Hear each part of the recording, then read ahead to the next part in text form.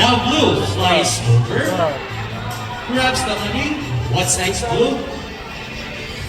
Blue flies to the table, and guess what? Blue wants two. There you go. Donate more money. A round of applause for Miss Score right here. So now, are you okay that blue donates your money? Yes, I'm sure. Our feelings. Okay, second round now. 500 pesos.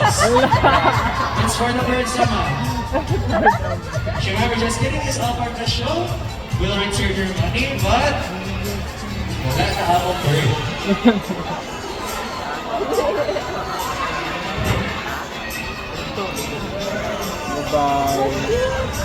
So as you can see, blue gets frightened, especially because of these strong winds. So you wait lang na to out of bird. Hindi naman yun aalis no? No? Hindi naman yan So before you go back to your seats na, magkuha na kami another bird because they'll have a photo picture with you for souvenir. So ma'am, just stand over here ma'am and let's just wait for our bird. Sikling lang ah.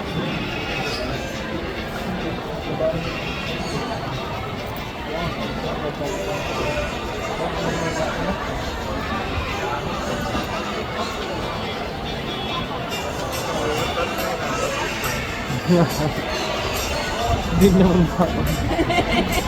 As you guys can see, working with animals can sometimes be hard to difficult. So there goes blue right there.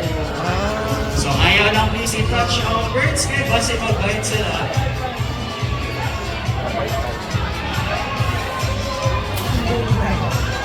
Right.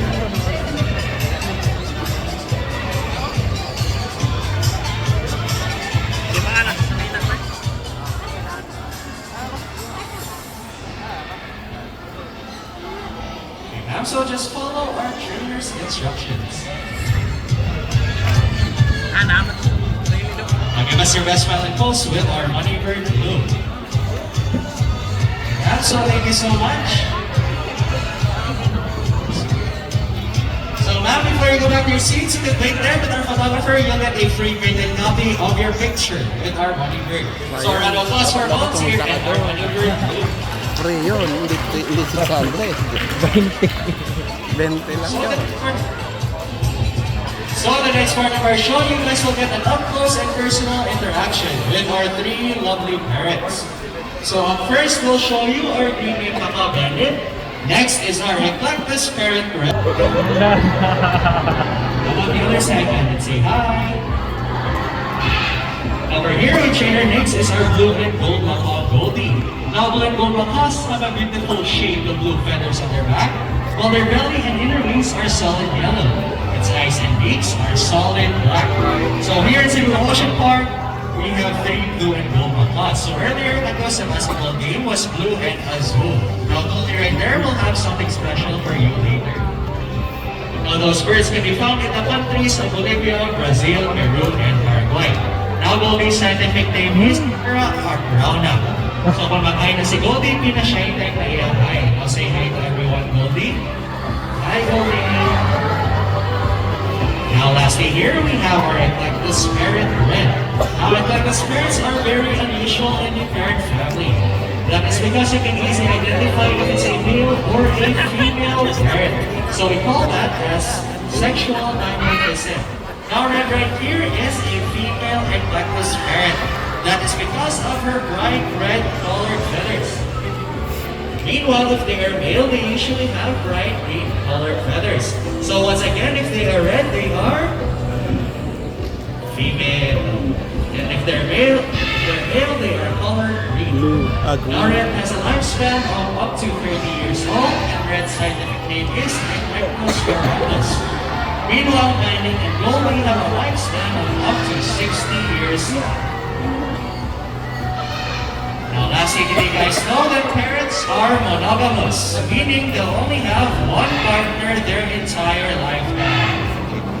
Sana all. That's it for our three birds. Once again, we have our Eclectus parrot Red, blue and gold macaw Goldie, and our green-winged macaw Bandit.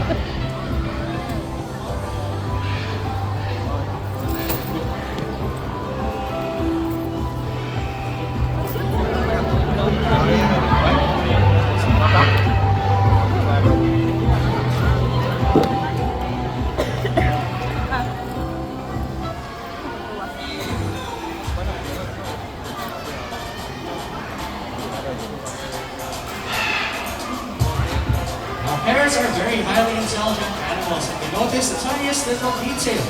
That's why you keep enhancing their skills so they won't get bored. Now what I have here is a shake box puzzle.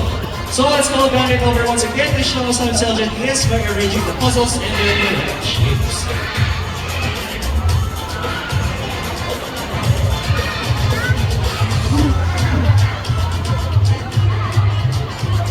So even though this is a learned behavior, this is not possible without his intelligence, memory, and perception.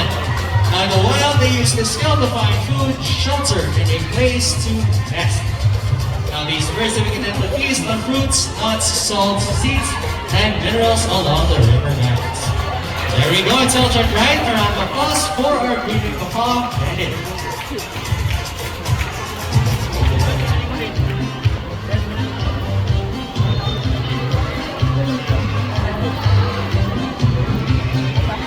Cheer, you can do it, Goldie! Alright, Goldie, find us the hidden object. Now Goldie's reaching, scanning each cup. There you go, she found it. A round of applause for our second bird, Goldie.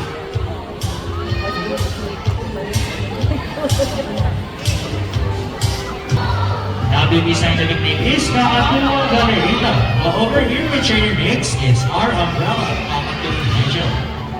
Now they call the umbrella cockatoos, that is because of the clear golden white crest that embraces a black-eyed umbrella. So if you compare this to Tweety and si Nigel, clearly you can see Tweety has a yellow crest while Nigel has a pure white crest. Now lastly here with trainer Andre is our Olympic cockatoo Snow. Now Moluccan cockatoos are endemic in the Sarang archipelago of eastern Indonesia. They're classified as the largest among the white cockatoo species. So sound, that is what they call as a mimicry behavior. Now in general, they raise their crest as a form of communication and indication of their mood, whether they are happy, frightened, threatened, or during mating.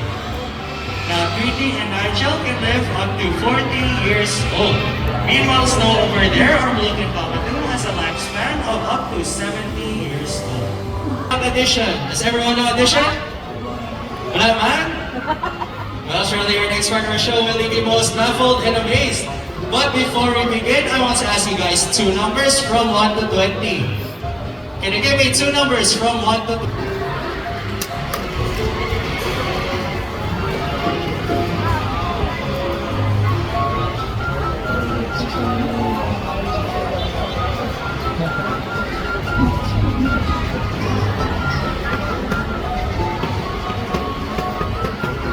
Alright, the numbers have been shuffled. Let's call in our math wizard, Snow. On the entrance from our Moluccan cockatoo. Now, Snow, your equation is 19 plus 5. So, mag-study na rin si Snow sa iyang modules.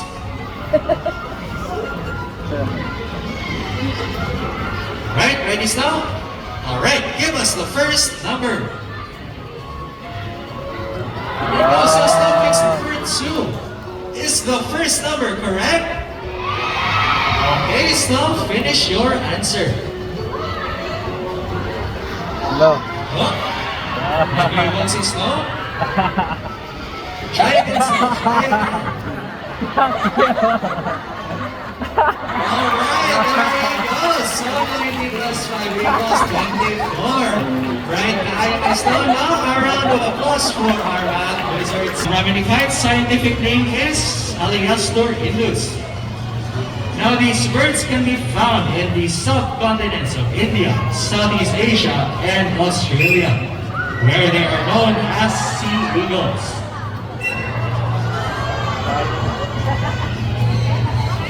So once again, please settle down, kay mga mga eagles.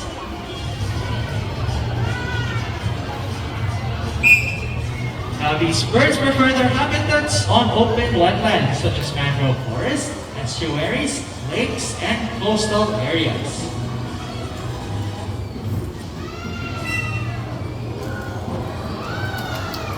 So familiar na siya na bird, siya ng bird sa old TV show ni Kuya Kim nga Kamatang Lawin.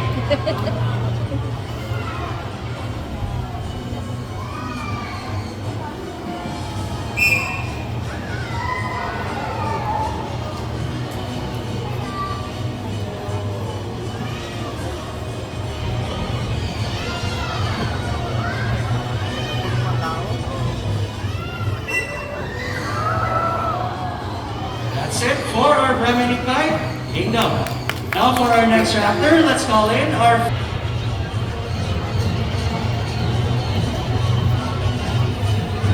now those birds prefer their habitats on open woodlands and forests. Now those birds are also distinguishable from other species of eagles because of the well-defined spots on their body and feathers. So if I wonder mo why is Freddy just being walked around, that is because she is currently under training. So if balik mo din sa Ocean Park, once again you'll be able to see her fly once more.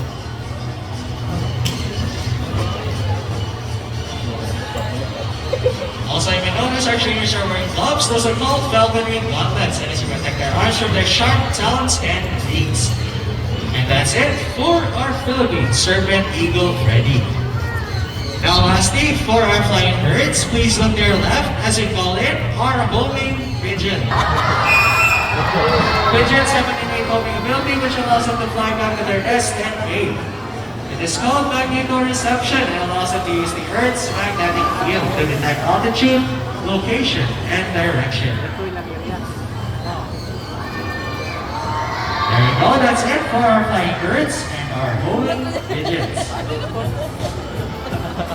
Already guys. Sariling mundo eh. Now lastly here, in Cebu Ocean Park, we believe there's always hope. Now does everyone know the 3 R's? It's reduce, reuse, and again, reduce, reuse, and recycle. So let's call in our lovely bird to show us the proper waste disposal.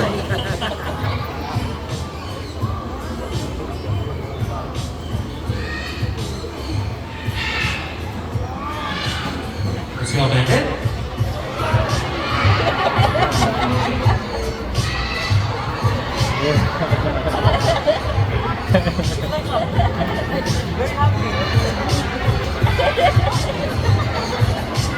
So as you can see, working with animals can be very difficult.